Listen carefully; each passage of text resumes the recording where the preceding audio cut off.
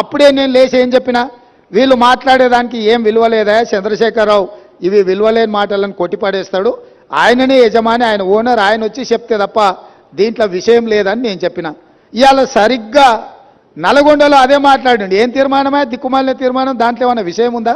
అదో పనికిమాలిన తీర్మానం, ఆ తీర్మానానికి వీళ్ళందరూ మద్దతు అని.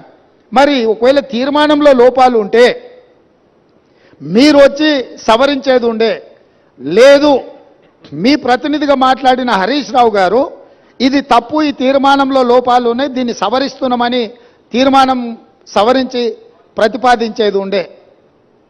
నేను చెప్పింది చెప్పినట్టుగా హరీష్ రావు గారు లాంటి వాళ్ళకి ఆ పార్టీలో విలువ లేదు, వాళ్ళ మాటల పట్ల విశ్వాసం లేదు, అందుకే చంద్రశేఖర్ రావాలని మేము అడిగినాము, మీరు రాలేదు.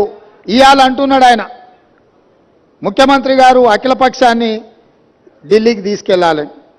ముఖ్యమంత్రి గారు అఖిలపక్షాన్ని ఢిల్లీకి తీసుకెళ్తాను, ఒకవేళ శాసనసభలో మీరు వచ్చి మీరు ఆ ప్రతిపాదన పెట్టండి.